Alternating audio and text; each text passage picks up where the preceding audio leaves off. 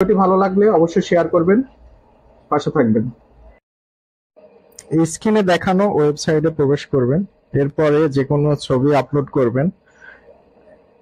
এই ওয়েবসাইটের মাধ্যমে আপনার পিকচার থেকে অটোমেটিক ব্যাকগ্রাউন্ড রিমুভ হয়ে যাবে। এরপরে আপনি এই ছবিটি অটোমেটিক একটা ব্যাকগ্রাউন্ডে সেট করার জন্য কোন পজিশনে সেট করতে চান সেই পজিশন নির্ধারণ করে জেনারেটে ক্লিক করবেন। এরপরে দেখবেন জাদুর মতো আপনার পিকচারটি বিভিন্ন ব্যাকগ্রাউন্ডে চলে এসেছে। ব্যাকগ্রাউন্ড আপনি ইচ্ছা অনুযায়ী কমান্ড করবেন, সে অনুযায়ী আপনাকে বিভিন্ন ব্যাকগ্রাউন্ড সাজেস্ট করা হবে। এরপরে আপনি যেটা প্রয়োজন সেটা সেখান থেকে ডাউনলোড করে নেবেন। আশা করি ভিডিও এডিটিং, ছবি এডিটিং এর ক্ষেত্রে ওয়েবসাইটটি কাজে আসবে। যদিও এটা সম্পূর্ণ ফ্রি না, তবে কিছু পিকচার আপনি ফ্রিলে এখান থেকে অটোমেটিক ব্যাকগ্রাউন্ড সেট করে ডাউনলোড করতে পারবেন।